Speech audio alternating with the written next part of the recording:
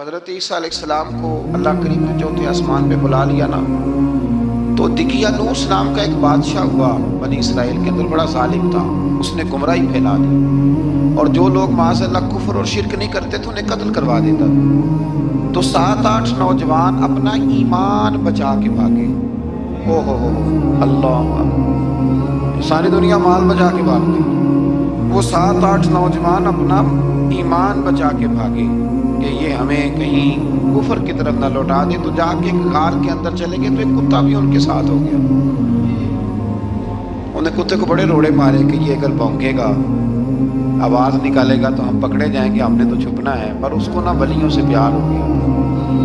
اس نے کہا بھگاؤ جتنا مرضی مجھے، فطرت میری ہے کہ میں بھونکتا ہوں، پر جب اللہ کے ولی ہوں تو پھر میں ادب کرتا ہوں. یہ قرآنی واقعہ ہے. اچھا، یہ عین وہ واقعہ ہے قرآن مجید کا کہ جو بہت ساری چیزوں پر ویسے ہی نص ہے اور بہت ساری زبانیں ویسے ہی گونگ ہو جاتی. تو وہ 6-7 لوگ تھے، وہ چلے گئے غار کے اندر، جا کے انہوں نے پناہ لے لی. بادشاہ کو پتہ چل گیا کہ غار کے اندر ہے. اچھا، اللہ کی قدرت جیسے ہی داخل ہوئے انہیں نیند آ گئی، یہ سو گئے. اور قرآن مجید کہتا ہے، قرآن مجید کے یہ لفظ ہے کہ کتا غار کے منہ پر بازو پھیلا کے بیٹھ گیا، گویا اپنے مالکوں کی خدمت کر رہا. اب میاں صاحب کی ایک بات کر لیں درمیان میں. میاں صاحب فرماتے ہیں جنہ تنا وچ عشق نہ رچیا، کتے ہونا تھی چنگے. اور چلو مالک دیکھ کر راکھی کر دے، صابر بھوکے ننگے. یہ دیکھو نا کہ اتنا تو ان کے اندر بھی کمال ہے. اپنے نا دونوں بازو پھیلا کے کتا بھی غار پہ بیٹھ گیا. ان کو نیند آ گئی. بادشاہ نے پتہ کرایا کہاں بھاگ کے گئے، تو کہا وہ غار کے اندر ہے.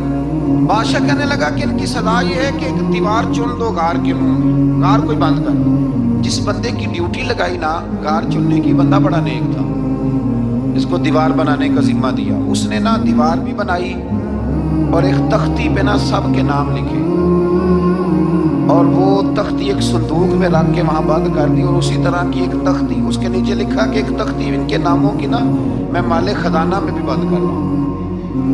اللہ تبارک و تعالیٰ کی قدرت کے بعد مفسرین نے لکھا ہے وہ 100 سال تک سوئے رہے، اور بعض نے لکھا ہے کہ 300 سال تک سوئے رہے. 300 سال کے بعد اس طرح ہوا کہ حکومتیں بدل گئیں. بیدروس نام کا ایک بادشاہ آ گیا، وہ بڑا نیک دل تھا.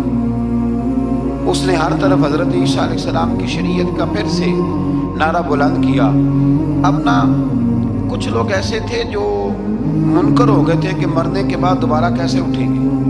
بادشاہ ایک دن حجرے میں گیا، جا کے دعا مانگی، یا اللہ کوئی ایسی بات دکھا جس سے لوگوں کا ایمان پکا ہو جائے. اس طرح کے بھی بادشاہ ہوا کرتے. تو رب کریم نے کہا میں نے تو پہلے یہ راز چھپا کے رکھا ہوا ہے، کھول دیتے ہیں. اس نے دعا مانگی، اور ادھر کیا معاملہ ہوا، ایک چرواہا بکریاں چرانے والا وہاں سے گزرا. اس نے سوچا یہ دیوار ہے، اگر اس کا منہ کھول لوں نا کبھی تو میری بکریاں یہاں تھوڑا سا دھوپ کے اندر سستا لیا کریں گی. اس چرواہے نے کیا کیا کہ اس نے وہ دیوار گرائی تاکہ میری بکریاں اندر جایا کریں. وہ دیوار گرائی تو اس نے اندر 6-7 لوگ سوئے ہوئے دیکھے اور کتا بھی سویا ہوا دیکھا. اللہ تبارک و تعالیٰ اپنی قدرت سے، اپنے فضل سے ان کی کروٹیں بھی بدلتا رہا. اپنی قدرت سے ایک طرف انسان پڑا رہے نا تو اعضاء گل جاتے، ان کی کروٹیں بھی بدلی جاتی، مناسب روشنی بھی دی جاتی، حرارت بھی. اس نے دیوار گرائی تو ان کی آنکھ کھل گئی. ایک دوسرے سے کہنے لگے آج تو بڑی گہری نیند سوئے ہیں یار، آج تو لمبی نیند پوری کر لی. چلو بھوک بڑی لگی ہے، ایک دوست کو بھیجو. یہ سارا واقعہ قرآن مجید میں موجود ہے، میں اپنے لفظوں میں بیان کر رہا ہوں. جاؤ ایک دوست کو بھیجو بازار سے نا کھانا لے آئے. پیسے وہی 300 سال پرانی کرنسی. وہ جب نان بھائی کی دکان پہ گیا نا سامان لینے، اس کو پیسے دیے تو وہ نان بھائی نے ہاتھ پکڑ لیا، کہنے لگا میاں تو کدھر سے آیا، یہ کون سے پیسے؟ اس نے کہا پیسے کاہے کہ میں بھی سوچ رہا ہوں کہ حالات بدلے ہیں، سارے حضرت عیسیٰ کا کلمہ پڑھ رہے ہیں، ماحول اور ہے. اس نے کہا تیرے ہاتھ کوئی خزانہ لگ گیا. یہ تو ہم نام سنتے تھے کہ یہاں کو دقیانوس نام کا بادشاہ رہے، کوئی خزانہ بتا کہاں سے لیے. شور ہوا، حاکم شہر تک خبر پہنچی، بادشاہ تک پہنچی. اس نے بتایا کہ بھئی ہم تو دقیانوس کے ڈر سے بھاگے ہیں، کل بھاگے ہیں یا آج سویرے، اتنا زیادہ ہمیں پتہ نہیں. کل یا آج سویرے بس نا اتنا سا ہمیں یاد ہے کہ ہم گئے تھے. بہرحال لوگ جمع ہو گئے، اکٹھے ہو گئے، غار تک پہنچے. اب جو غار کے اندر تھے وہ پتا کہتے کہتے لگتا ہے ہمارا دوست پکڑا گیا ہے، پکڑا گیا ہے۔ تو اب بندے جمع، وہ اندر ڈر رہے تھے، تسبیح کر رہے تھے، اللہ کو یاد کر رہے تھے، ادھر یہ پہنچ گیا جب ان لوگوں نے یہ جیتا جاگتا رب کے فضل کا نمونہ دیکھا۔ اور بادشاہ نے کہا کہ یہ کیا ہے؟ صندوق کھولا تو اس کے اندر وہ تختی لکھی تھی کہ یہ ان کے نام ہے، یہ دقیانوس سے ڈر کے بھاگے ہوئے ہیں، یہاں یہ سو رہے ہیں، اور اسی کی ایک تختی میں نے فلاں جگہ بھی دفن کیا، وہ تختی بھی وہاں سے نکل آئی۔ اب سب لوگوں کی آنکھوں میں آنسو ہے اور سب کہنے لگے لا الہ الا اللہ، لا الہ الا اللہ، لا الہ الا اللہ۔ سب کہنے لگے ان اللہ علی کل شیء قدیر۔ جب ان کی بات پوری ہو گئی، لوگوں کے ایمان پختہ ہو گئے، تو اصحاب کہف کہنے لگے کہ ہمیں اب اجازت ہے، ہم پھر دوبارہ غار میں جاتے ہیں۔ وہ غار میں گئے تو رب نے پھر انہیں موت عطا فرمائی، نیند عطا فرمائی، تحفہ دیا۔ بادشاہ نے پھر اس کے آگے دیوار بنائی اور وہاں بادشاہ نے ایک مسجد تعمیر کرا دی، لوگ زیارت کرنے جاتے۔ یہ اصحاب کہف کا ذکر ہے۔ اب یہاں ہمارے مفسرین نے لکھا ہے کہ وہ جو کتا تھا نا، وہ بھی ساتھ ہی تھا۔ اللہ قیامت والے دن اسے انسانی، یا تو انسانی شکل ملے گی، یا جیسے رب کا فضل ہوگا رب کریم اسے بھی جنت عطا فرمائے۔ اس نے تبلیغ کی، دین کی، اس نے کیا کیا؟ تبلیغ کی، نمازیں پڑھی، روزے رکھے، حج کیا، 10 ہوتے صحیح اس کیتا کی۔ اسی آنکھیں نا خدا کے فضل سے ہم پر ہے سایہ غوث اعظم کا، ہمیں دونوں جہاں میں ہے سہارا غوث اعظم کا۔ لوگ پریشان ہو جاتے ہیں، کہتے ہیں کس طرح کی بات کرتے ہو؟ تو میں نے کہا اصل میں تیرا عقیدہ کچا ہے، وہاں تو کتا چلا جائے ولی کے پاس تو رب اسے جنت دے دیتا ہے، تو جیگتا جاتا مومن جائے تو اللہ کیوں فضل نہیں فرماتا؟ اس سے آگے نا پھر آیت نمبر 32 ہے، اس میں اللہ تبارک و تعالیٰ نے 2 لوگوں کا واقعہ بیان کیا۔ فرمایا ایک شخص کے انگوروں کے باغات تھے اور چاروں طرف سے انہیں کھجوروں کے درختوں نے گھیر رکھا تھا، اور درمیان میں کھیتی بھی تھی اور بیچ میں دریا بھی بہہ رہا تھا، اور ان باغات نے بہت عمدہ فصل دی۔ ایک دن یہ شخص اپنے ساتھی سے کہنے لگا میرا مال اور افرادی قوت تم سے زیادہ ہے، مجھے یقین ہے کہ یہ باغ کبھی برباد نہیں ہوگا۔ اول تو مجھے قیامت کا یقین ہی نہیں معاذ اللہ، لیکن اگر قیامت آئی تو مجھے وہاں سے بھی بہتر مال ملے گا۔ اس کے دوسرے ساتھی نے کہا تو اپنی اصل کو بھول گیا ہے اور تو نے اپنے خالق کی ناشکری کی جو کہ وحدہ لا شریک ہے۔ اگر تم نے باغ میں داخل ہوتے وقت ماشاءاللہ لا قوت الا باللہ کہہ دیا ہوتا تو یہ تمہارے حق میں بہتر ہوتا۔ اگرچہ مال اور اولاد میں تم سے کم ہوں، لیکن میرا ایمان یہ ہے کہ اللہ تعالیٰ مجھے اس سے بہتر نعمت عطا کرے گا، اور آسمان سے کوئی آفت آئی اور تمہارا باغ تباہ و برباد ہو جائے گا، یا اگر اس کا پانی زمین میں دھس گیا تو پھر تم اسے تلاش نہ کر پاؤ گے۔ بالآخر اس شخص کا باغ برباد ہو گیا۔ وہ جو کہتا تھا نا مجھے یقین نہیں قیامت نہیں آئی، اس کا باغ ہی، اور وہ کفِ افسوس ملتے ہوئے کہنے لگا کاش میں نے شرک نہ کیا ہوتا، لیکن پھر اس کا کوئی نہ مددگار تھا اور نہ حمایت۔ آیت نمبر 45 میں اللہ تعالیٰ نے دنیا کی زندگی کی ناپائیداری کو ایک مثال سے بیان فرمایا کہ آسمان سے بارش نازل ہوئی، گھنا سبزہ نکلا، پھر وہ سوکھ کر چورا چورا ہو گیا، جسے ہوا اڑا کے لے گئی۔ مال اور بیٹے تو محض جیتی دنیا کا سنگار ہے، جب تک تم زندہ ہو تب تک مال بھی ہیں اور بیٹے بھی ہیں۔ والباقیات الصالحات، اگر کچھ ہے باقی رہے گی تو تمہارے اچھے اعمال باقی رہے گی، اور اگر اولاد نیک ہوئی تو وہ بھی باقیات الصالحات میں شامل ہو جائے گی۔ آیت نمبر 47 سے فرمایا کہ قیامت کے دن تمام روئے زمین پر ایک کھلے میدان کی صورت میں ہوگا، سب لوگ صف باندھے رب کے حضور اکیلے حاضر ہوں گے اور اپنے اعمال ناموں کو دیکھ کر خوف زدہ ہوں گے، کہیں گے ہائے افسوس اس اعمال نامے کو کیا ہوا، اس نے نہ کوئی صغیرہ گناہ چھوڑا نہ کبیرہ، مگر سب کو شمار کیا۔ آیت نمبر 50 میں حضرت آدم علیہ السلام کو فرشتوں کے سجدہ، ابلیس کی نافرمانی اور شیطان اور اس کی ذریت کے انسان کے دشمن ہونے کا بیان ہے۔ آگے پھر ذکر شروع ہو جاتا ہے حضرت موسیٰ علیہ السلام اور حضرت خضر علیہ السلام کا۔ یہ لفظ خضر بھی ہے اور خضر بھی ہے، یہ 2-3 طریقوں سے پڑھا جاتا ہے۔ حضرت خضر کے بارے میں مختلف روایات ہیں کہ یہ ولی ہیں کہ نبی ہیں، لیکن مضبوط رائے اکثر بزرگوں کی یہی ہے کہ یہ بھی اللہ کے نبی ہیں، اور بعض نے لکھا ہے یہ ہمیشہ سے زندہ ہیں۔ یہ دو اللہ کے نبی حضرت الیاس علیہ السلام اور حضرت خضر علیہ السلام یہ دونوں ہر سال حج میں بھی جاتے ہیں، ہر سال حج میں بھی جاتے ہیں، کیونکہ ایک روایت ملتی ہے کہ محبوب کریم علیہ السلام حج پہ گئے تو فرمایا میں الیاس اور خضر کو پہاڑوں سے اترتے ہوئے دیکھ رہا ہوں۔ تو جن کو اللہ نے کھلی آنکھیں دی ہوتی ہیں پھر انہیں زیارت بھی ہوتی ہے، انہیں یہ نظر بھی آتے ہیں۔ حضرت خضر علیہ السلام کو اللہ نے علم لدنی عطا فرمایا۔ یہ علم لدنی اللہ جس کو اپنے پاس سے عطا کر دے اس کو علم لدنی کہتے ہیں۔ حضرت موسیٰ علیہ السلام ایک دن تقریر کرتے ہوئے کسی نے پوچھا کہ آپ سب سے بڑے عالم ہیں، فرمایا الحمدللہ۔ اللہ کریم نے فرمایا نہیں ہے موسیٰ کلیم آپ سے بڑے بڑے بھی ہیں، بڑے بڑے لوگ ہیں۔ ہمارے یہاں مسئلہ ہے با نہ پڑھی اور لوگ مناظرہ کرنے آتے ہیں، کئی دفعہ لوگ نا مسئلہ بتاتے ہیں تو میں کہتا ہوں جناب آپ نے بتا دیا کہ اب آپ نے حکم کرنا ہے، اب آپ نے حکم کرنا ہے۔ کبھی کبھی کچھ لوگ ایسی باتیں کرتے ہیں وہ جی آپ ایک بندے کا نام لیتے ہیں ذکر کرتے ہیں، تو میں نے کہا چلو ہم نے بھی کہیں کچھ پڑھا ہی ہوگا نا تبھی تو ذکر کرتے ہیں، لیکن جو آتے ہیں نا لوگ وہ مشورہ تو ہمارے دور پہ ہے ہی نہیں، جس نے جو لائن پڑھ لی ہے وہ اس پہ پکا ہو گیا، سارا نہیں نہ پڑھا، سارا پڑھے پھر بات سمجھ میں آتی ہے۔ حضرت موسیٰ کلیم اللہ کے نبی ہیں اور کیا بات ہے ان کی، اور یہ بھی اللہ کا فضل ہوا حضرت موسیٰ نے یہ بات کی تبھی تو ہمیں اتنی شاندار حکمتوں کے پھول ملے، یہ بھی حضرت موسیٰ کا ہی کمال ہے۔ تو حضرت موسیٰ نے کہا کہ اے اللہ وہ جو مجھ سے بڑا ہے عالم ہے وہ کہاں ملے گا جس سے میں حکمت کی بات سیکھوں؟ تو فرمایا جہاں مجمع البحرین ہے نا دو دریا ملتے ہیں وہاں وہ ملے گا۔ حضرت موسیٰ کلیم سے اللہ نے فرمایا کہ جاؤ جہاں دو دریا ملیں گے نا وہاں تمہیں وہ شخص ملے گا۔ تو یا اللہ میں کس طرح؟ فرمایا زادرہ ساتھ لے جاؤ کھانے پینے کا سامان۔ حضرت موسیٰ کلیم لے گئے، مچھلی بھی لے گئے۔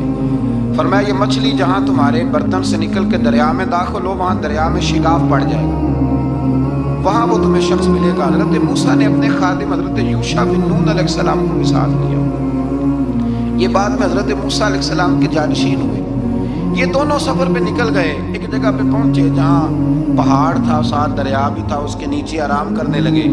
حضرت موسیٰ کلیم سو گئے تو یوشع بن نون علیہ السلام موجود تھے، مچھلی جھٹ سے نکلی دریا میں داخل ہو اور راستہ بھی بن گیا۔ اب اٹھے حضرت موسیٰ کلیم، جب اٹھے تو فرمایا چلو چلے، تھوڑا آگے جا کے فرمایا بھوک لگ رہی ہے کھانا تو نکالو۔ انہیں یاد آیا کہنے لگے حضور مچھلی تو دریا میں چلی گئی تھی۔ فرمایا تو نے بتایا ہی نہیں، وہی تو ہماری منزل تھی جہاں مچھلی دریا میں گئی۔ پھر وہاں سے واپس آئے قدموں کے نشانوں پہ، وہاں پہنچے جہاں مچھلی گئی تھی تو وہاں ایک شخص لیٹا ہوا تھا چادر لے کے۔ آپ نے سلام لی تو انہوں نے کہا وعلیکم السلام یا موسیٰ کلیم اللہ۔ آپ نے فرمایا آپ کون ہیں؟ فرمایا میں وہی ہوں جس کو آپ تلاش کر رہے ہیں۔ تو فرمایا آپ نے مجھے کیسے پہچانا؟ فرمایا جس رب نے تمہیں بھیجا ہے نا اس نے ہی مجھے بتایا ہے کہ موسیٰ آ رہے ہیں، موسیٰ آ رہے ہیں۔ اب حضرت خضر نے جو کچھ فرمایا وہ بڑا شاندار ہے۔ فرمایا موسیٰ کچھ باتیں ایسی ہیں جن کا آپ کو علم ہے اور مجھے نہیں، اور کچھ ایسی ہیں جن کا مجھے علم ہے اور آپ۔ اللہ اکبر، یہ کبھی ہماری سمجھ میں بات آ جائے، یہ کبھی سمجھ میں آ جائے۔ کچھ باتیں ایسی ہیں جس کا مجھے علم ہے اور یہ بڑے بڑے سیانے بندے نہیں مانتے، بڑے بڑے میں عالم ہوں جی، تو آپ عالم ہیں میاں ایک شعبے کے، لیکن بہت سارے دنیا میں شعبے ہیں نا، دین کے عالم کا درجہ سب سے بڑا ہے، لیکن قانونی مشاورت کرنی ہے تو آپ وکیل سے کریں گے، گاڑی کے بارے میں پوچھنا ہے تو کسی مکینک سے پوچھیں، لیکن آپ بن کے نہ بیٹھ جائیں۔ فرمایا جس کا آپ کو علم ہے مجھے نہیں، اور جس کا مجھے علم ہے ان میں سے آپ کو نہیں۔ تو کہا میں پھر آپ کے ساتھ رہنا چاہتا ہوں اور میں وہ سیکھنا چاہتا ہوں جو آپ بتا رہے ہیں۔ تو حضرت خضر فرمانے لگے صبر کر لیں گے میرے ساتھ، یہ سب سے مشکل کام ہے، یہ سب سے، یعنی ہر بات کی تو یہاں لوگوں کو وضاحت چاہیے۔ کھانسے بھی تو آپ کو بتانا پڑے گا کھانسے کیوں، ہنسے بھی تو آپ کو بتانا پڑے گا ہنسے کیوں۔ بھئی بزرگ ہیں، بزرگوں کی باتوں میں حکمتیں ہوتی ہیں، لیکن ہم حکمت کی طرف جانے کو تیار نہیں ہوتے، ہمیں تو فوری طور پہ جواب چاہیے، حل چاہیے۔ حضرت موسیٰ علیہ السلام جناب خضر کے ساتھ چلے، فرمایا صبر کروں گا میں چلتا ہوں آپ کے ساتھ۔ دریا کے قریب گئے کشتی میں بیٹھنے کے لیے تو کشتی والوں نے حضرت خضر کو پہچان لیا، بغیر کرائے کے سوار کرایا، اور جب پار اترنے لگے تو حضرت خضر نے کشتی کا ایک تختہ ہی توڑ دیا۔ حضرت موسیٰ کہنے لگے یہ آپ نے کیا کیا؟ انہوں نے نیکی کی، آپ نے تختہ توڑ دیا۔ فرمایا آپ کو کہا تھا نا آپ نے صبر نہیں کرنا، آپ کو کہا تھا نا، فرمایا چلو میں صبر کروں. تھوڑا آگے گئے تو ایک نوجوان لڑکا، ابھی چھوٹی عمر ہے، وہ ملا.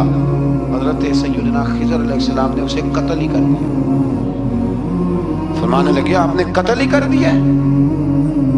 ایک قرآن مجید ہے بھائی. میں کبھی کبھی سوچتا ہوں یہ ہم کسی درویش کی بات سناتے تو بندے اڑ جاتے، فتوے نکلتے کہ نہ نکلتے؟ میرا خیال ہے ہر مسجد سے نکلتے. اور فتوے ایک جتنے مسجد میں نمازی ہوتے سب کے ہاتھوں میں فتوے ہوتے. قتل کر دیا، قتل ہی ہو گیا بندہ. حضرت سیدنا موسیٰ علیہ السلام فرمانے لگے آپ نے قتل ہی کر دیا. فرمایا میں نے کہا تھا نا آپ نے صبر نہیں کرنا. آپ فرمانے لگے چلو اگر اب میں بولا نا تو بے شک آپ مجھے علیحدہ کر دیجیے.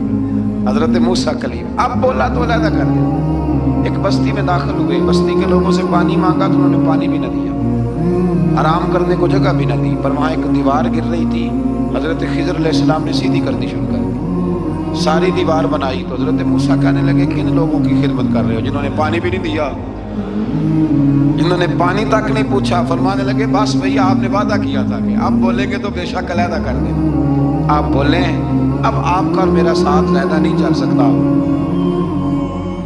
آپ بولیں جو بول پڑے نا غلامی کرے تو رستے لمبے چلتے، اور جو بولے نا جس کو وضاحتیں چاہیے ہو وہ غلام نہیں ہوتا. اس کے ساتھ پھر باتیں لمبی.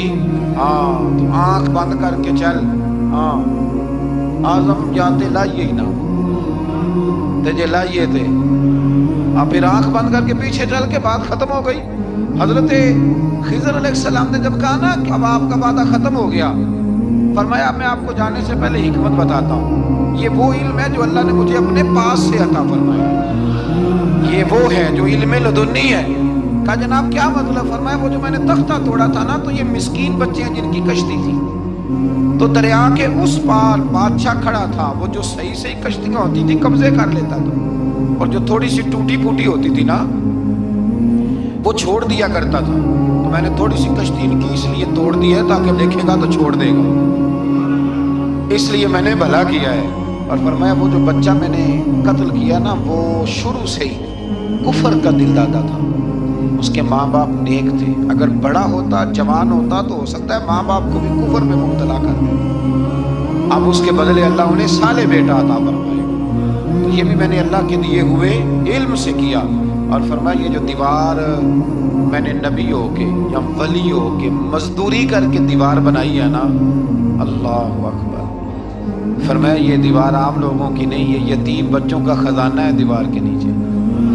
یہ گر جاتی تو خزانہ ظاہر ہو جاتا، اور بچائی اس لیے ہے کہ وَكَانَ أَبُوهُمَا صَالِحًا، ان بچوں کا باپ نیک آدمی تھا. ان کا باپ قاضی ثناء اللہ صاحب پانی پتی فرماتے ہیں ڈائریکٹ باپ نہیں تھا، 7ویں نسل میں جا کے باپ بنتا تھا. سن لیں یہ بھی بات، ایک بندہ نیک ہو تو اس کی 7 نسلوں تک رب خزانوں کی بھی حفاظت فرماتا ہے. اب آپ اندازہ فرمائیں یہ بات کتنی دور تک جاتی ہے. بزرگوں کی باتوں میں نا حکمتیں ہوتی ہیں، دانائیاں ہوتی ہیں. یہ طریقت کے جو لوگ ہوتے ہیں انہیں سبق یہ دیا جاتا ہے کہ آمنا وصدقنا، ماننا ہے اور تصدیق کرنی. ہمارا معاملہ یہ ہے کہ یہاں وضاحت دینی پڑتی.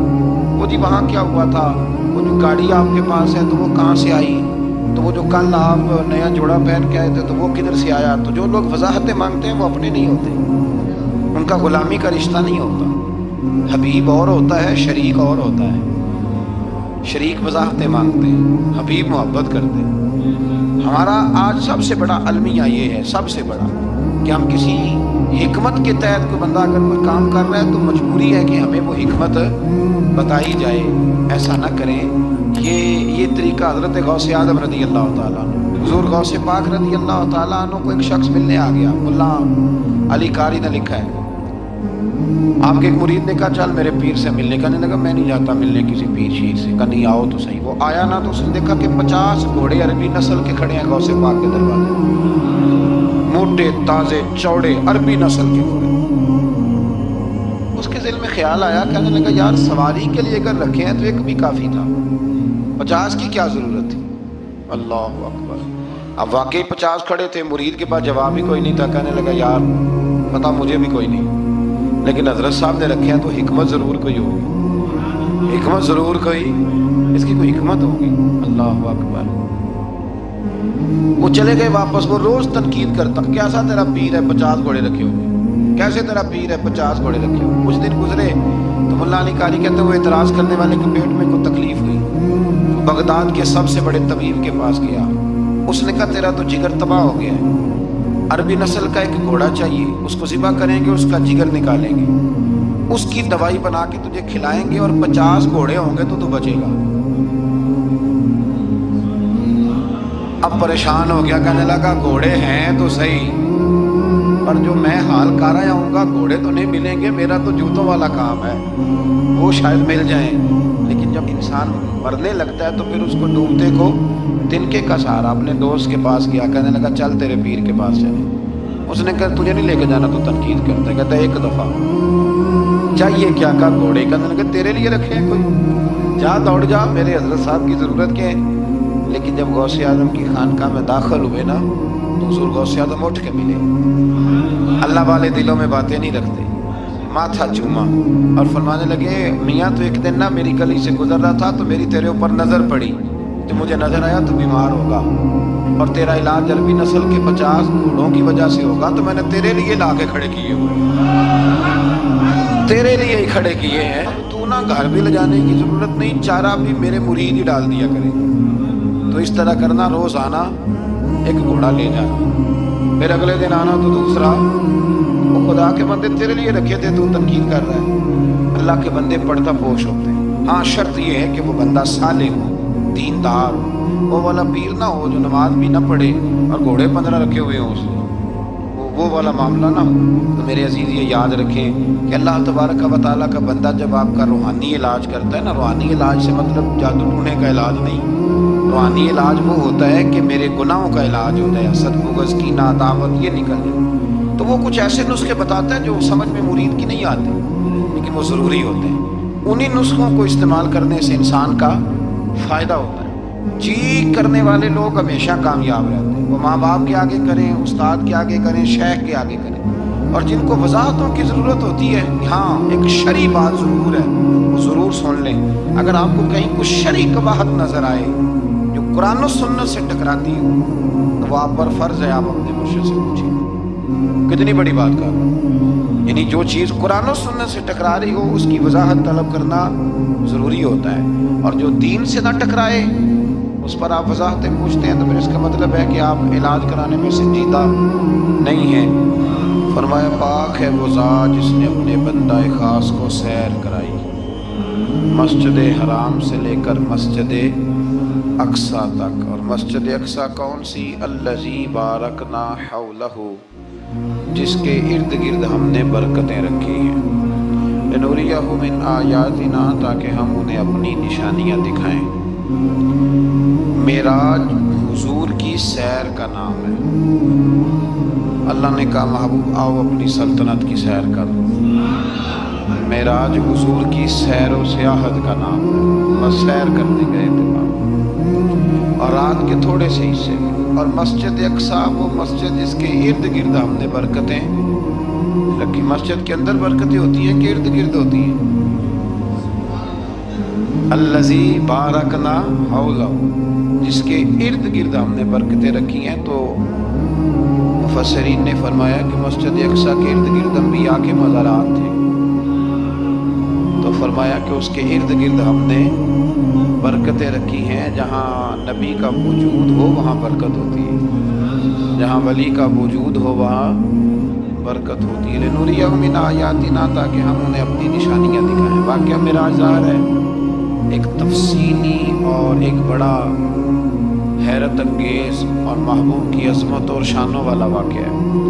تو اللہ تبارک و تعالیٰ نے 15ویں پارے کا اور سورہ بنی اسرائیل کا آغاز اسی آیت سے فرمایا ہے۔ آیت نمبر 4 سے بیان ہوا ہے کہ بنی اسرائیل کو بائبل میں بتا دیا گیا تھا کہ وہ زمین میں 2 مرتبہ فساد اور سرکشی کریں گے، چنانچہ یہ دونوں مواقع آئے اور اللہ نے ان پر جابر بندے مسلط کیے۔ آیت نمبر 11 میں اللہ تعالیٰ نے فرمایا کہ انسان بڑا ہی جلد باز ہے، اسے بڑی جلدی ہے، بڑی جلدی کرتا ہے۔ آیت نمبر 12 میں بتایا کہ ہم نے نظام لیل و نہار کو اپنی قدرت کی 2 نشانیوں اور ہم نے دن کو روشن بنایا تاکہ تم اپنے رب کا فضل تلاش کرو اور سالوں کی گنتی اور حساب کو جان لو۔ آیت نمبر 13 سے بتایا کہ ہم نے ہر انسان کا اعمال نامہ اس کے گلے میں لٹکا دیا ہے، یعنی اللہ کی قضاء و قدرت میں جو طے ہے وہ ہو کے رہے گا، اور قیامت کے دن یہ اعمال نامہ ایک کھلی ہوئی کتاب کی صورت میں ہوگا۔ بندے سے کہا جائے گا اپنا اعمال نامہ پڑھو، آج تم خود ہی احتساب کرنے کے لیے کافی ہو۔ جس نے ہدایت کو اختیار کیا تو اسی کا فائدہ اسی کو پہنچے گا، اور جس نے گمراہی کو اختیار کیا تو اس کا وبال بھی اسی پر آئے گا، اور کوئی بوجھ اٹھانے والا دوسرے کا بوجھ نہیں اٹھائے گا، اور ہم اس وقت تک عذاب دینے والے نہیں جب تک کہ اتمام حجت کے لیے ہم رسول نہ بھیج دیں۔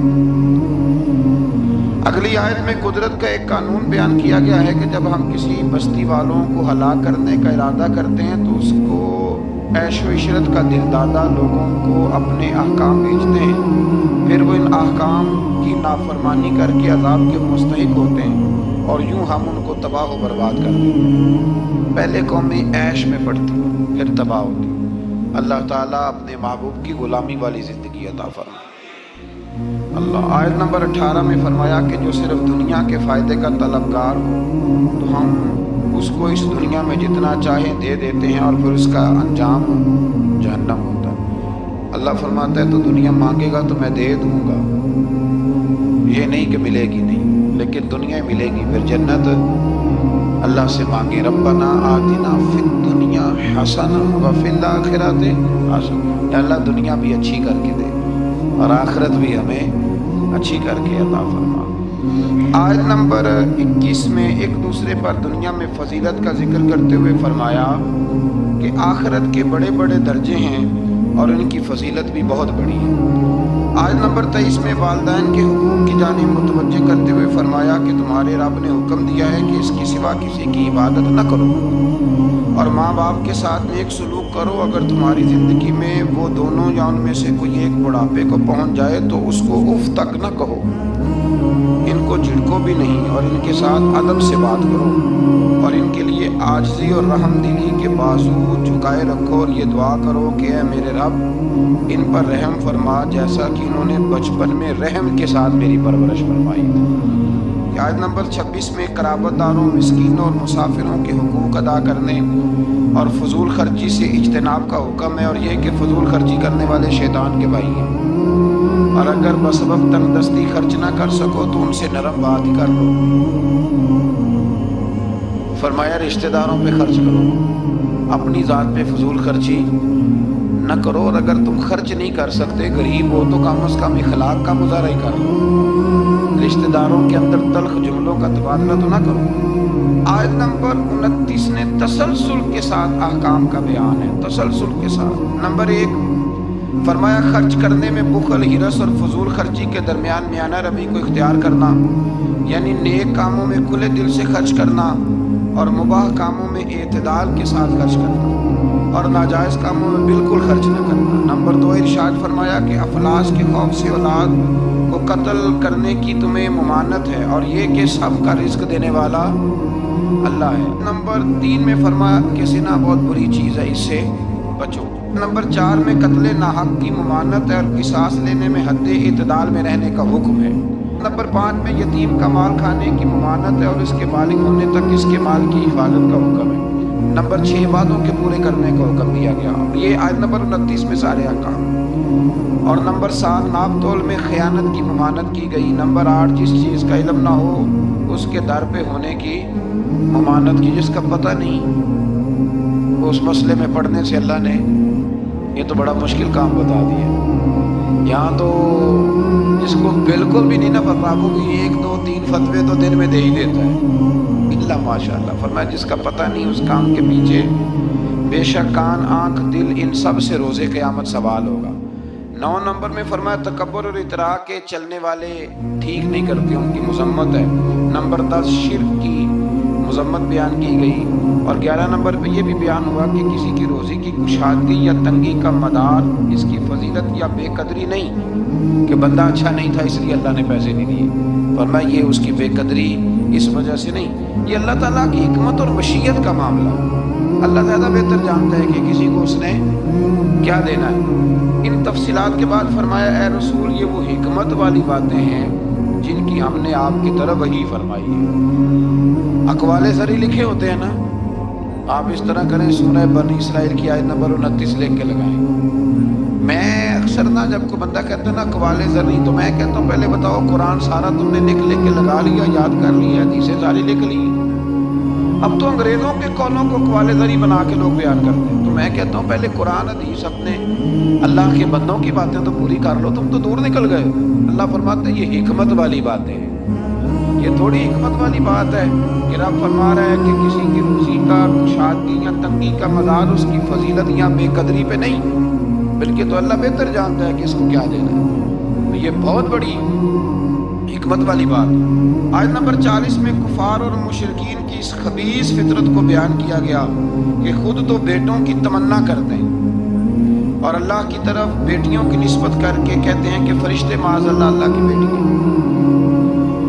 آیت نمبر 44 سے بیان ہوا کہ 7 آسمان اور زمینیں اور جو بھی ان میں ہے اپنے اپنے انداز میں اللہ کی تسبیح کر رہے ہیں، ہر چیز اللہ کی حمد کے ساتھ اس کی تسبیح کر رہی ہے، لیکن تم ان کی تسبیح کو سن نہیں سکتے۔ آیت نمبر 45 میں فرمایا کہ منکرین آخرت قرآن کی تعلیمات سے استفادہ کرنے سے محروم رہے اور ان کے دل و دماغ حق کو قبول کرنے کی سعادت سے محروم ہیں، اور فصیح و بلیغ قرآن سن کر بھی نبی پر سحر زدہ ہونے کا تان کرتے ہیں معاذ اللہ۔ آیت نمبر 49 میں بتایا کہ منکرین آخرت کہتے ہیں کہ جب ہماری ہڈیاں گل سڑ کے ریزہ ریزہ ہو جائیں گی تو کیا ہمیں از سر نو پیدا کیا جائے گا؟ اللہ تعالیٰ نے فرمایا تم پتھر بن جاؤ یا لوہا یا کوئی اور مخلوق جو تمہارے خیال میں بہت سخت ہو، وہی رب ذوالجلال دوبارہ پیدا کرے گا جس نے تمہیں پہلے پیدا فرمایا۔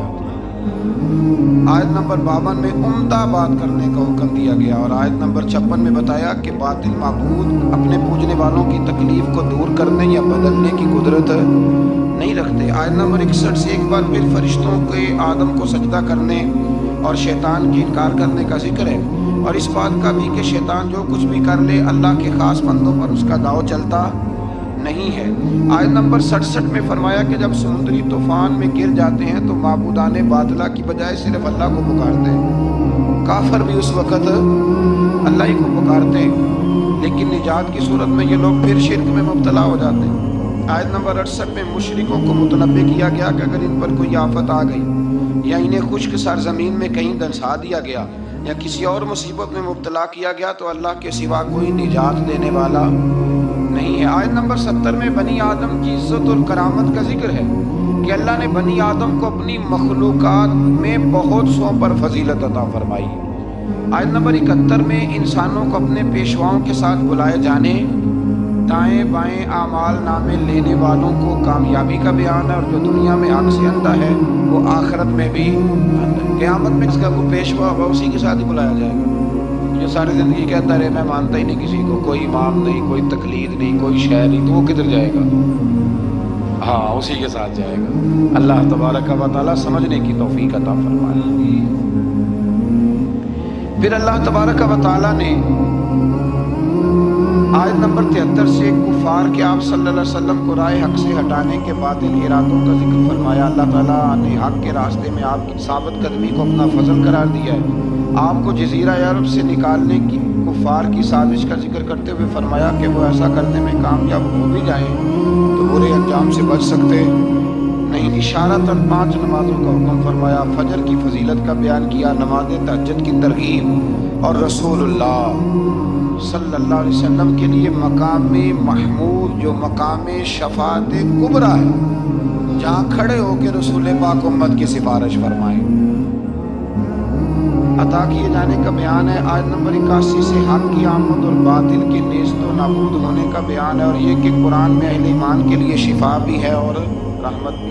آیت نمبر 83 میں انسان کی اس فطرت کا ذکر ہے کہ نعمتوں پر ناشکری اور مصیبت پر ناامیدی کا اظہار کرتا ہے، یہ اس کی فطرت ہے۔ آیت نمبر 85 میں اس امر کا بیان ہے کہ یہود نے رسول اللہ صلی اللہ علیہ وسلم سے روح کے بارے میں سوال کیا تو اللہ تعالیٰ نے فرمایا کہ اے رسول صلی اللہ علیہ وسلم کہہ دیجئے کہ روح میرے رب کے امر سے ہے اور تم کو محض تھوڑا سا علم عطا کیا گیا۔ اس سے یہ بتانا مقصود ہے کہ جن چیزوں کی حقیقت جاننے پر ہدایت اور نجات موقوف نہیں نا، ان کے در پہ ہونے کی تمہیں ضرورت بھی نہیں ہے۔ آیت نمبر 88 میں ایک بار پھر قرآن کی مثل لانے کا چیلنج اور کافروں کے عجز کا بیان۔ آیت نمبر 90 سے مشرکین مکہ کے بعد فاسد مطالبات کا ذکر کرتے ہوئے فرمایا کہ انہوں نے کہا ہم اس وقت تک آپ پر ایمان نہیں لائیں گے حتیٰ کہ آپ ہمارے لیے زمین سے پانی کا چشمہ جاری کر دیں یا ہم کھجوروں اور انگوروں کے باغات کے مالک بن جائیں جن کے نیچے نہریں بہہ رہی ہیں، یا آپ ہمیں جس عذاب سے ڈراتے ہیں وہ لے آئیں، یا آسمان کو ٹکڑے ٹکڑے کر کے ہم پہ گرا دیں، یا اللہ اور فرشتوں کو ہمارے سامنے بے حجاب کر دیں، یا آپ کے لیے سونے کا گھر ہو، یا ہم آسمان پر چڑھ جائیں اور پھر آسمان سے ہم پر کتاب نازل کریں جس کو ہم پڑھیں۔ ان سب مطالبات کے جواب میں اللہ نے فرمایا اے رسول صلی اللہ علیہ وسلم کہہ دو میرا رب ہر عیب سے پاک ہے، میں کوئی شعبدے باز نہیں ہوں، بلکہ میں تو اللہ کا وہ بندہ ہوں جسے اللہ نے اپنا رسول بنا کے بھیجا ہے۔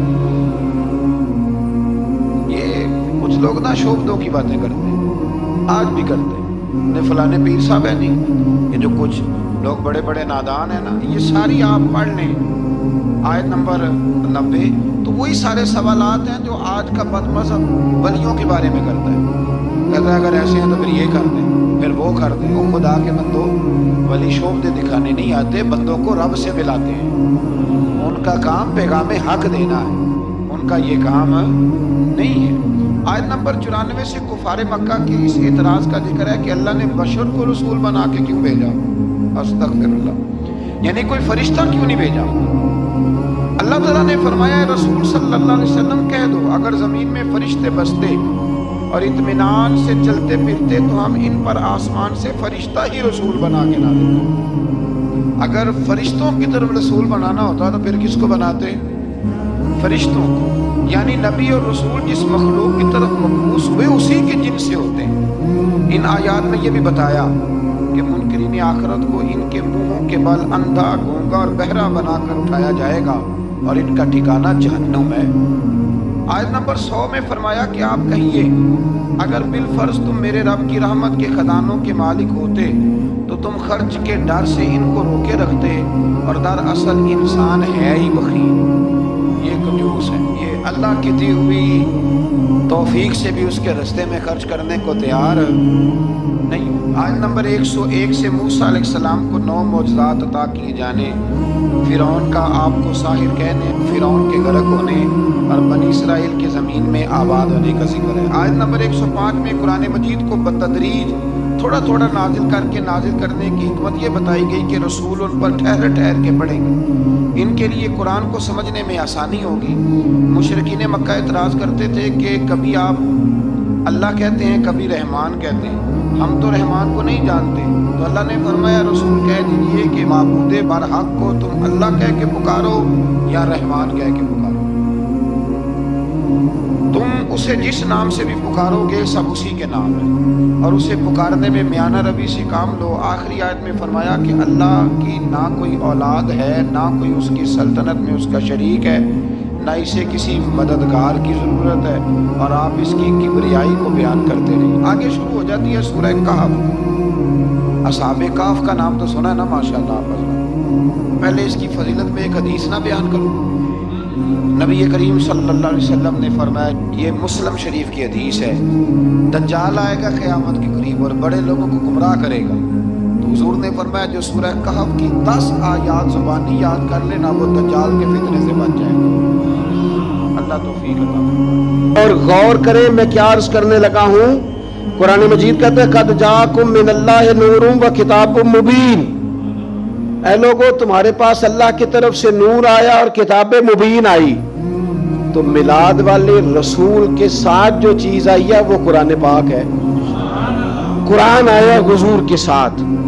قرآن پاک کی تلاوت خوبصورت ہو محفل میلاد میں، ویسے تو سارا قرآن ہی حضور کی نعت ہے، سارا قرآن ہی، اور میں حیران ہوتا ہوں کہ نقیب اعلان کر رہا ہوتا ہے سارا قرآن حضور کی نعت ہے، نعت کا کہہ رہا ہوتا ہے سارا قرآن حضور کی نعت ہے، تو پھر ان سے کہنا چاہیے نا پڑھے چند آیتیں، سنا پھر آپ شعر ہی رہے، چند آیات کی تلاوت کریں نا، مہربانی فرمائے، آپ نے کہا ہے نا سارا قرآن حضور کی نعت ہے، ذوق سے تلاوت کی جائے محفل میلاد میں، سارا قرآن ہی حضور کی نعت ہے، پر جن میں ذرا خاص وضاحت کے ساتھ حضور کا علم شریف ہے، فضائل ہیں، خصائل ہیں، شانیں، جن آیات میں چہرہ بددہا کا ذکر ہے، زلف باللیل کا ذکر ہے، سینہ علم نشرح کا ذکر ہے، حضور علیہ السلام کی نظر مازاق کا ذکر ہے، جس میں رسول پاک کے علم مبارک کا ذکر ہے، جس میں حضور کی رحمت کے تذکرے ہیں، یہ آیات تلاوت کی جائیں اور اچھا قاری تلاوت کرے اور پھر تلاوت کر کے ان کا ترجمہ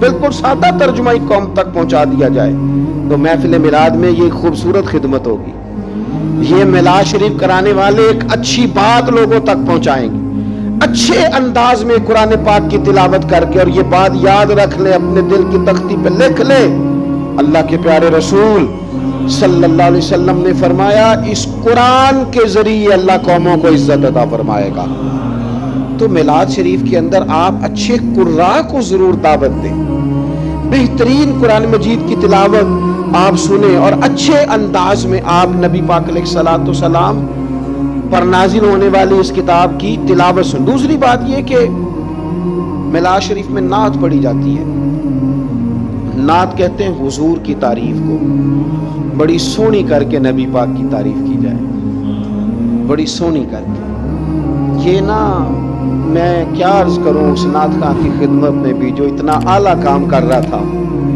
وہ اس لائن میں کھڑا تھا جس لائن میں حضرت عباس بن عبد المطلب کھڑے ہیں، اس لائن میں تھا جس لائن میں حضرت حسان بن ثابت ہیں، اس صف کا نمائندہ ہو کے کہاں اپنے آپ کو کمزور کر بیٹھا ہے، 20,000 پہ 25,000 پہ اتنا اعزاز والا کام، اور کہاں اپنے آپ کو گرا لیا اس نے، یہاں تک لے آیا اپنے آپ کو۔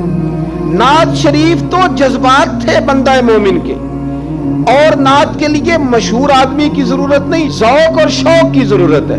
علاقے کے آپ بچوں کو کہیں وہ حضور کی نعت شریف پڑھیں، نبی پاک کا تذکرہ کریں، سونا کر کے حضور کا ذکر کریں۔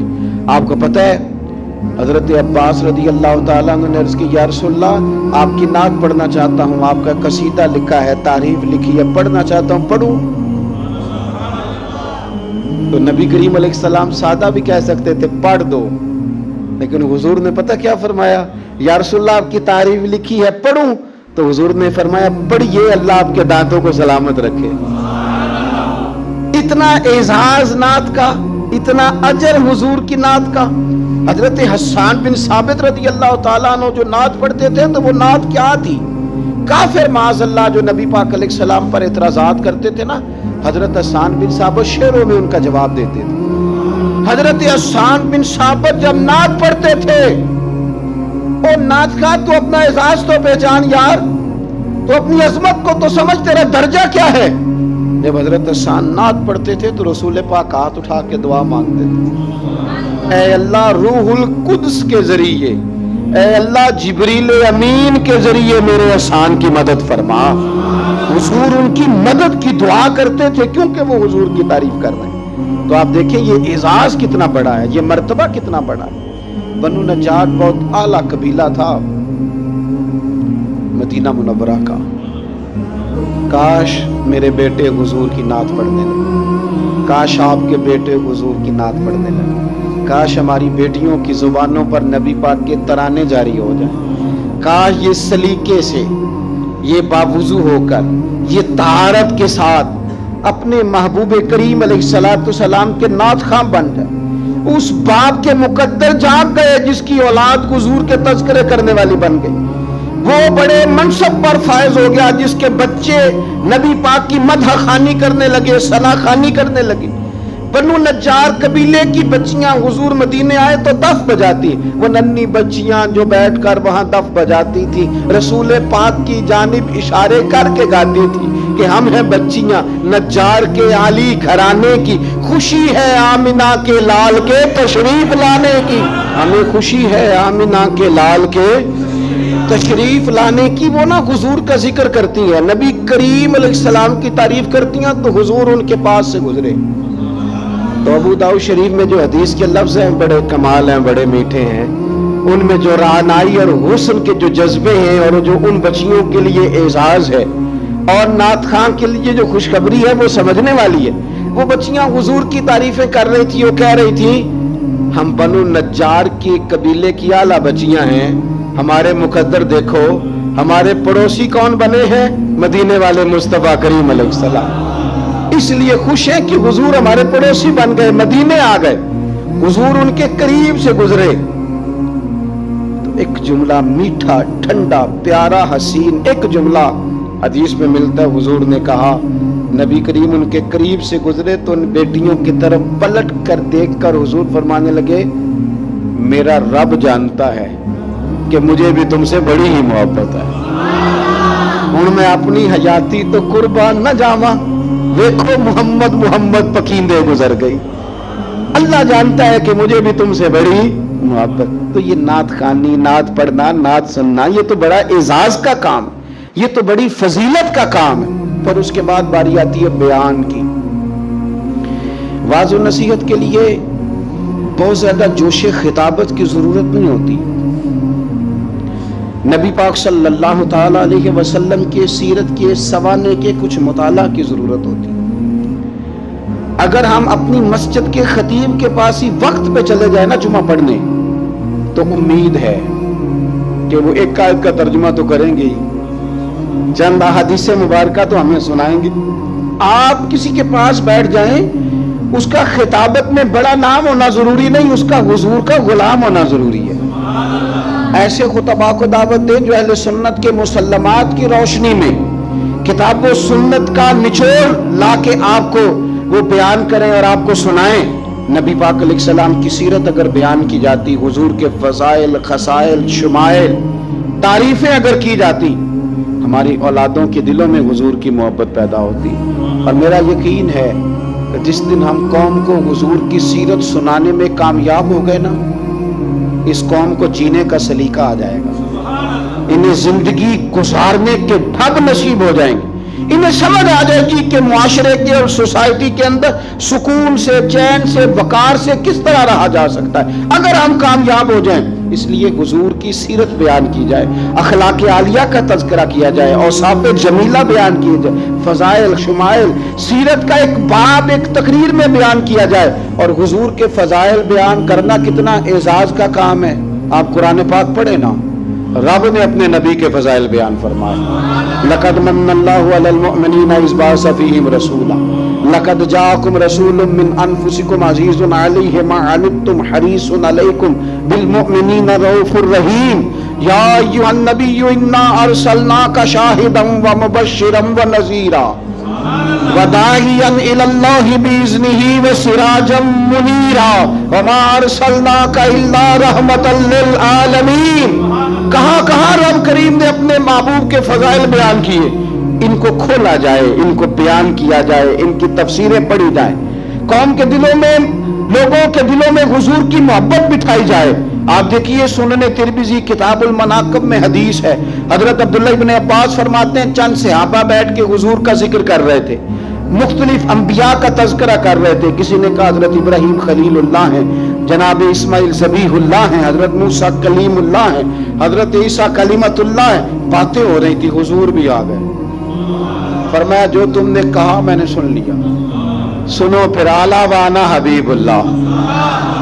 میں فخر سے نہیں کہتا مجھے رب نے اپنا محبوب بنایا ہے، میں فخر سے نہیں کہتا۔ حضور فرمانے لگے سنو، قیامت کے دن حمد کا جھنڈا میرے ہاتھ میں ہوگا، پر میں فخر سے نہیں کہتا۔ فرمایا قیامت کے دن سب سے پہلے میں شفاعت کروں گا اور میری شفاعت ہی قبول کی جائے گی، پر میں فخر کے ساتھ نہیں کہتا۔ فرمایا صبح قیامت سب سے پہلے جنت کا دروازہ میں کھٹکھٹاؤں گا اور میرے لیے ہی سب سے پہلے کھولا جائے گا، پر میں فخر کے ساتھ نہیں کہتا۔ رسول کریم صلی اللہ تعالی علیہ وسلم ارشاد فرمانے لگے، فقیر غریب مومن قیامت کے دن میرے ساتھ جنت میں جائیں گے، پر میں فخر کے ساتھ نہیں کہتا۔ حضور فرمانے لگے، پہلوں میں بھی اور پچھلوں میں بھی اللہ کی بارگاہ میں سب سے زیادہ اعزاز میرا ہوگا، پر میں فخر کے ساتھ نہیں کہتا۔ فاضل بریلوی کیا فرماتے ہیں؟ کہتے ہیں، پیش حق مجدہ شفاعت کا سناتے جائیں گے، وہ آپ روتے جائیں گے، ہم کو ہنساتے جائیں گے، باغ جنت میں محمد مسکراتے جائیں گے صلی اللہ تعالی علیہ وسلم، باغ جنت میں محمد مسکراتے جائیں گے، پھول رحمت کے گریں گے، ہم اٹھاتے جائیں گے۔ اور کیا کسی نے خوب کہا، خلد میں ہوگا ہمارا داخلہ اس شان سے، ہم یا رسول اللہ کا نعرہ لگاتے جائیں، یا رسول اللہ کا نعرہ لگاتے جائیں۔ تو حضور نے تو خود اپنے فضائل بیان کیے، لہذا بہترین گفتگو، پھر صلاۃ و سلام ہوگا محفل میں۔ یہ جو درود و سلام ہے نا، دیکھیں نا انداز کیا ہے، ان اللہ و ملائکتہ یصلون علی النبی، اللہ بھی، اللہ کے فرشتے بھی نبی کریم پر درود بھیجتے ہیں۔ یا ایھا الذین آمنوا، اے ایمان والو، یعنی اپنے لفظوں میں ترجمہ کر لیں، اے میرے نبی کے ماننے والو، صلو علیہ وسلموا تسلیما، تم بھی محبوب پر درود بھیجو اور خوب سلام پڑھو، تم درود بھیجو اور خوب سلام پڑھو۔ پھر ہمیں سکھایا نا ہمارے امام نے کہ کہنا ہے، مصطفیٰ جان رحمت لاکھوں شم بزم ہدایت پہ لاکھوں سلام، جس کے گچھے سے لچھے جڑے نور کے، ان ستاروں کی نصرت پہ لاکھوں سلام۔ اور فرمانے لگے، ان کی باتوں کی لذت پہ بے حد درود، ان کے خطبے کی ہیبت پہ لاکھوں سلام، اور جس سہانی گھڑی چمکا طیبہ کا چاند، اس دل افروز ساتھ پہ لاکھوں سلام۔ اور کہنے لگے، میں سلام پڑھ رہا تھا تو فرشتے بھی میرے کان میں آ کے باتیں کرنے لگے، مجھ سے خدمت کے قدسی کہیں ہاں رضا، ہاں رضا، مصطفیٰ جان رحمت پہ لاکھوں سلام، مجھ سے خدمت کے قدسی کہے ہاں رضا، مصطفیٰ جان رحمت پہ۔ اور نبی کریم علیہ السلام فرماتے ہیں، تو ایک بار درود پڑھ، رب تیرے اوپر 10 بار رحمت کرے گا۔ اور حضور فرمانے لگے، تو 10 بار درود پڑھ، اللہ 100 رحمت نازل کرے گا۔ اور حضور فرماتے ہیں، تو 100 بار درود پاک پڑھ، اللہ تیری پیشانی پہ قیامت میں لکھ دے گا کہ یہ بندہ منافقت سے بھی بری ہے، جہنم کی آگ سے بھی بری ہے۔ تو درود شریف پڑھا جاتا ہے ہماری محفل میں، پھر دعا ہوتی ہے، اور دعا تو عبادت کا مغز ہے نا، اور دعا تو عین عبادت ہے۔ اور حضور نے فرمایا، جو رب سے مانگے رب راضی ہوتا ہے، جو نہ مانگے ناراض ہوتا ہے۔ اور دعا کی ترتیب بھی یہی ہے کہ پہلے اللہ کی حمد ہو، پھر حضور پہ درود ہو، پھر اس کے بعد دعا ہو۔ تو مجھے بتائیں، جب محفل پاک میں ہم قرآن پاک پڑھیں گے، نعت پڑھیں گے، کتاب و سنت کی روشنی میں خطاب سنیں گے، حضور پر درود و سلام پڑھ کے ہاتھ اٹھائیں گے، تو وہ تو کریم ہی بڑا ہے، جو مانگیں گے اپنے فضل سے انشاءاللہ عطا فرمائے گا، وہ عطا فرمائے گا۔ تو یہ مقام ہے وہ، یہاں دعائیں مانگی جائیں اور اللہ اپنے فضل سے قبول کرنے والا ہے۔ پھر اس کے بعد لنگر شریف ہوتا ہے۔ 2-3 گزارشات ہیں محفلیں کرانے والوں سے اور میلاد پہ لنگر بانٹنے والوں سے۔ ایک لنگر وہ ہے جو ابا جی کے ختم سے منسوب ہے، یہ میرے ابا جی کے ختم شریف کی روٹی۔ ایک لنگر وہ ہے بزرگوں کے ختم سے منسوب ہے، ایک وہ ہے جو بیٹے کے عقیقے سے منسوب ہے، ایک بیٹے کے ولیمے سے منسوب ہے، ایک لنگر حضور کے میلاد سے منسوب ہے۔ آپ نے صحیح بتانا ہے، ابا جی کے ختم کی روٹی بھی کبھی کسی نے چھتوں سے پھینکی ہے شاپروں پہ ڈال دی، دادا جی کے ختم شریف پہ کھانا پکا ہو تو چھت سے پھینک دیتے اور لفافے میں ڈال دی، بچے کے عقیقے پہ، ولیمے پہ، تو میلاد پہ کیوں پھینکتے ہو؟ میلاد پہ کیوں پھینکتے ہو؟ یہ طریقہ ہے؟ آپ کم از کم چلیں، بہت سارے مجموعوں کو بہت زیادہ اعزاز کے ساتھ نہ صحیح تو کم از کم یہ کہ آپ بٹھا کے تو کھانا دے دیں، وقار کے ساتھ ہی کھانا کھلا دیں، اور میں اپیل کروں گا محفل کرانے والوں سے، اور مجھے امید ہے خطیب، مشائخ، نعت خواں، قاری، یہ سارے حضرات بھی میری بات سے اتفاق کریں گے، میلاد شریف پہ نہ سب کی روٹی ایک جیسی پکا لی جائے، جو غریب کھائے وہی پیر کھائے، جو عام کھائے وہی نعت خواں کھائے، جو سارے کھائیں وہی پیر صاحب، صوفی صاحب، درویش صاحب، خطیب صاحب، مہمان خصوصی صاحب بھی کھائیں۔ اور یارو کچھ لوگ روز گوشت کھاتے ہیں، کچھ گھر ایسے ہیں کہ اگر چاولوں میں گوشت پڑ بھی جائے نا تو سارے بچوں کو بوٹیاں نہیں ملتی۔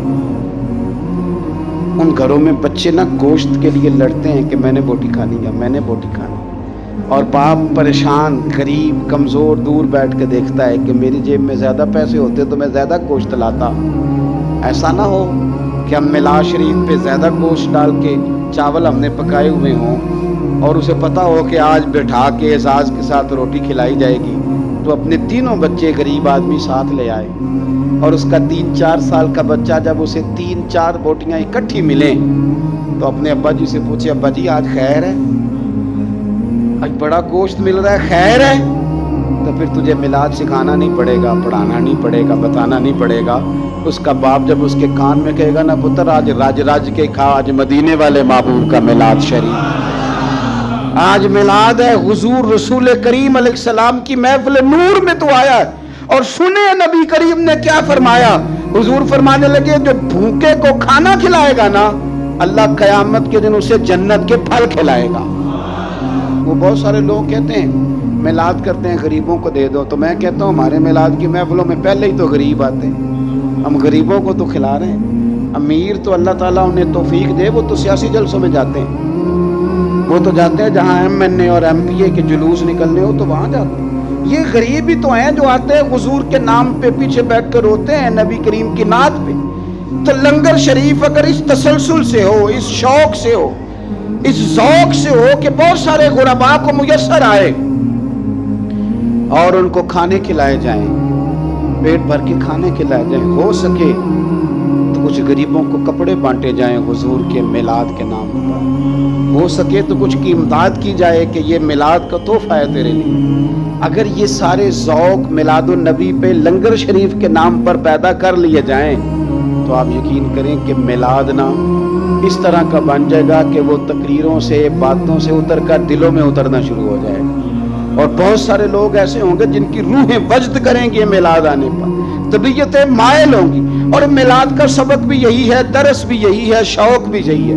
بہرحال یہ پورا مہینہ درود شریف پڑھ کے گزارنا ہے، یہ سارا مہینہ حضور کی نعت سویرے بھی ہمارے گھر چلے، شام بھی ہمارے گھر چلے، ہم سویرے گھر سے جائیں تو نعت سن کے جائیں، آتے ہی نعت چلائیں، ہم اپنے بچوں کو نعت کے بٹن دبا کے دیں، ہمارے گھروں میں حضور کا تذکرہ ہو، نبی پاک کے ذکر جمیل سے ہمارے گھر آباد اور روشن ہو، ہماری بیٹیاں حضور کے تذکرے کرنے والی، ہمارے ہاں خاص قسم کا ذوق گھروں میں بن جائے۔ حضرت عباس رضی اللہ تعالیٰ عنہ فرماتے ہیں میں گھر کے اندر بیٹھ کے اپنے بچوں کو حضور کا ذکر سنا رہا تھا، حضور کہیں باہر سے گزرے تو میرے نصیب جاگ گئے، حضور نے سنا تو دروازے پہ کھڑے ہو گئے، بات ختم ہوئی، دروازے پہ دستک ہوئی، دروازہ جو کھولا تو حیران رہ گیا، اللہ کی ساری رحمتیں تو میرے دروازے پر موجود ہیں۔ تو کریم محبوب فرمانے لگے چچا میرے تذکرے کر رہے تھے؟ یا رسول اللہ آپ کا ذکر بتا رہا تھا، میں نے بچپن بھی دیکھا، جوانی بھی دیکھی، آپ کے والدین بھی دیکھے، تو آپ کے تذکارے جمیلہ بچوں کو سنا رہا تھا، اور میں چچا مبارک ہو، میری شفاعت تم نے اپنے حق میں ثابت کر لی ہے، اب میں تمہاری سفارش کروں گا صبح قیامت، چونکہ تمہارے گھر میں حضور کا تذکرہ ہوتا ہے، خوب نعتیں پڑھیں حضور کی، خوب آپ نعت کا ذوق بنا لیں گے تو زبان پہ جاری بھی ہو جائے گی۔